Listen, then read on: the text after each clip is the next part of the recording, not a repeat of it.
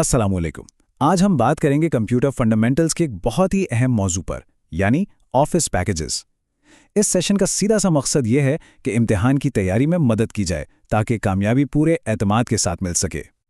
तो सबसे बड़ा सवाल यही उठता है कि भाई माइक्रोसॉफ्ट ऑफिस में इम्तिहान के लिए महारत कैसे हासिल की जाए। परेशान होने की ज़रूरत नहीं, ये गाइड एक स्टडी टूल की तरह बनाई गई है जो हर चीज़ को कदम ब कदम समझाएगी। हम 3 सबसे अहम एप्लीकेशंस पर फोकस करेंगे: माइक्रोसॉफ्ट वर्ड, पावर पॉइंट और एक्सेल। समझ लें कि ये तीनों इस मॉड्यूल की जान है और रोज़मर्रा के दफ्तरी कामों में सबसे ज़्यादा इस्तेमाल भी यही होते हैं। चलें शुरू करते हैं माइक्रोसॉफ्ट वर्ड से। ये वो टूल है जिसे रिपोर्ट्स, खत या असाइनमेंट्स बनाने के लिए इस्तेमाल किया जाता है, तो इस पर गिरफ्त मजबूत करना बहुत ज़रूरी है। सबसे पहले रिबन मेन्यू को समझना ज़रूरी है। ये है क्या? आसान जुबान में इसे प्रोग्राम का मेन टूल बॉक्स समझ लें। ये जो स्क्रीन के ऊपर एक बार नज़र आता है ना, जहां होम, इंसर्ट और व्यू जैसे टैब्स होते हैं, बस यही रिबन है। हर टैब के अंदर इससे जुड़े हुए सारे फंक्शंस होते हैं, तो जो भी काम करना हो उसका टूल आसानी से मिल जाता है। रिबन पर जो सबसे अहम टैब है वो है होम टैब। जैसा कि आप स्क्रीन पर देख सकते हैं, यहीं पर फॉन्ट का साइज और स्टाइल बदलने, टेक्स्ट को दाएं बाएं या बीच में करने और कॉपी पेस्ट जैसे रोजमर्रा के टूल्स मिलते हैं। ज्यादातर वक्त इसी टैब पर काम होता है। अच्छा, इम्तिहान के लिए वर्ड की ये 3 खुसूसियात बहुत अहम है। पहला है मेल मर्ज, जिससे एक ही खत को सैकड़ों लोगों को उनके नाम और पते के साथ भेजा जा सकता है। दूसरा है मैक्रोज, जो बार बार किए जाने वाले कामों को, जैसे किसी रिपोर्ट को एक खास तरीके से फॉर्मेट करना, रिकॉर्ड करके ऑटोमेटिक बना देते हैं। और तीसरा है टेम्पलेट्स, जो कि पहले से बने हुए डिज़ाइन होते हैं, जैसे सीवी या बिजनेस लेटर का फॉर्मेट। वर्ड में काम करने का एक आम सा तरीका होता है। सबसे पहले Ctrl+N से नई फाइल बनाते हैं या Ctrl+O से पुरानी फाइल खोलते हैं। काम के दौरान Ctrl+S दबाकर उसे सेव करते रहते हैं। फिर पेज लेआउट और इंसर्ट टैब्स का इस्तेमाल करके इसकी फॉर्मेटिंग की जाती है और आखिर में जब काम खत्म हो जाए तो फाइल को बंद कर देते हैं। ठीक है, अब आगे बढ़ते हैं अगली एप्लीकेशन की तरफ, जो है माइक्रोसॉफ्ट पावर पॉइंट। ये दिलचस्प बसरी प्रेजेंटेशंस बनाने का एक बहुत ही ज़बरदस्त जरिया है। एक अच्छी प्रेजेंटेशन बनाने के लिए सबसे पहले एक थीम चुनें ताकि सारी स्लाइड्स एक जैसी और प्रोफेशनल लगें। इसके बाद ज़रूरत के मुताबिक नई स्लाइड्स डालें और उनका लेआउट सेट करें, जैसे टाइटल स्लाइड चाहिए या तस्वीर के साथ टेक्स्ट वाली। फिर अपना मवाद यानी टेक्स्ट, तस्वीर और वीडियोस वगैरह डालें और आखिर में एनिमेशंस और ट्रांजिशंस लगाकर अपनी प्रेजेंटेशन को मज़ीद दिलचस्प बनाएं ताकि देखने वालों की तवज्जो बनी रहे। चलिए अब आखिरी एप्लीकेशन माइक्रोसॉफ्ट एक्सेल पर बात करते हैं। ये स्प्रेडशीट में डाटा को तरतीब देने और इसका तज्जिया करने के काम आती है। एक्सेल को समझने के लिए इसका बुनियादी ढांचा जानना ज़रूरी है। ये एक बड़ी सी टेबल की तरह है जिसमें कॉलम्स होते हैं जिन्हें A, B, C जैसे हरूफ से पहचाना जाता है और रोज होती हैं जिन्हें 1, 2, 3 जैसे नंबरों से पहचाना जाता है।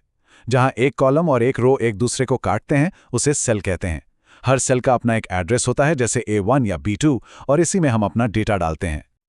बिल्कुल वर्ड की तरह एक्सेल में भी रिबन होता है, लेकिन यहाँ रिबन में हिसाब किताब करने, डेटा को तरतीब देने और चार्ट्स बनाने जैसे बहुत पावरफुल टूल्स होते हैं।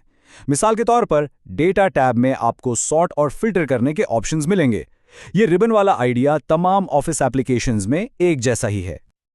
अब आते हैं आखिरी हिस्से की तरफ, जो पूरी तरह से इम्तिहान की तैयारी पर फोकस करता है। इसमें हम कुछ अहम मुवाज़ने, अलर्ट्स और प्रैक्टिस सवालात देखेंगे। एक बहुत आम सवाल सेव और सेव एज के फ़र्क के बारे में होता है। इसे यूं समझें, सेव यानी Ctrl+S आपकी मौजूदा फाइल में ही तब्दीलियों को अपडेट करता है, जैसे आप एक ही डायरी में आगे लिखते जा रहे हों। जबकि सेव एज तब इस्तेमाल होता है जब आप फाइल को पहली बार कोई नाम दे रहे हों, या फिर जब आप उसकी एक नई कॉपी किसी दूसरे नाम से या किसी और जगह पर बनाना चाहते हों, जैसे अपनी डायरी की फ़ोटोकॉपी करवाना। और यहाँ एक बहुत अहम MCQ अलर्ट है। इम्तिहान में सेव और सेव एज का फ़र्क अक्सर पूछा जाता है। ये एक बहुत कॉमन सवाल है, तो बस ये बात जहन में बिठा लें कि सेव एज का इस्तेमाल या तो पहली बार फाइल सेव करने के लिए होता है या फिर एक नई कॉपी बनाने के लिए। ये कुछ सबसे ज़रूरी कीबोर्ड शॉर्टकट्स हैं जिन्हें हर हाल में याद रखना है। इनमें एडिटिंग के लिए Ctrl+C, X और V शामिल हैं, और फाइल मैनेजमेंट के लिए Ctrl+S, P और N। ये इम्तिहान में ज़रूर पूछे जा सकते हैं। तो क्या आप तैयार हैं अपने इल्म को आजमाने के लिए? चलें कुछ प्रैक्टिस MCQs देखते हैं। पहला सवाल, कंट्रोल प्लस एस का फंक्शन क्या है? ऑप्शंस हैं A save, B delete, C copy या डी कट। सोचने के लिए एक लम्हा लें। सही जवाब है ए सेव। ये बिल्कुल ठीक है क्योंकि कंट्रोल प्लस एस तमाम माइक्रोसॉफ्ट ऑफिस प्रोग्राम्स में फाइल सेव करने का यूनिवर्सल शॉर्टकट है। बाकी ऑप्शंस इसलिए गलत हैं क्योंकि कॉपी के लिए कंट्रोल सी है, कट के लिए कंट्रोल एक्स और डिलीट के लिए तो डिलीट की ही इस्तेमाल होती है। दूसरा सवाल, मेल मर्ज किस लिए इस्तेमाल होता है? ऑप्शंस हैं ए स्पेलिंग की गलतियां चेक करने के लिए, बी बार बार होने वाले कामों को खुदकार बनाने के लिए, सी एक टेम्पलेट और डेटा सोर्स से बहुत सी दस्तावेजात तैयार करने के लिए, या डी तमाम स्लाइड्स पर एक जैसा डिजाइन लगाने के लिए। जरा सोचें, हमने इस पर अभी बात की थी। सही जवाब है सी मेल मर्ज। एक टेम्पलेट को डेटा सोर्स के साथ मिलाकर बड़े पैमाने पर डॉक भेजने के लिए बहुत सी दस्तावेजात बनाता है। Option A spelling and grammar tool का काम है, बी एक मैक्रो की तारीफ है और डी पावरपॉइंट थीम के बारे में है।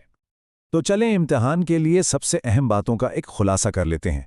याद रखें, रिबन तमाम नए ऑफिस प्रोग्राम्स का मेन मेन्यू है, मेल मर्ज ज़ाती नौयत की मास मेलिंग के लिए है और मैक्रोज कामों को ऑटोमेटिक बनाते हैं, पावर पॉइंट प्रेजेंटेशंस के लिए है और एक्सेल सेल एक कॉलम और रो का मिलाप है। और आखिर में control C, X, V, S और पी जैसे शॉर्टकट्स को कभी ना भूलें।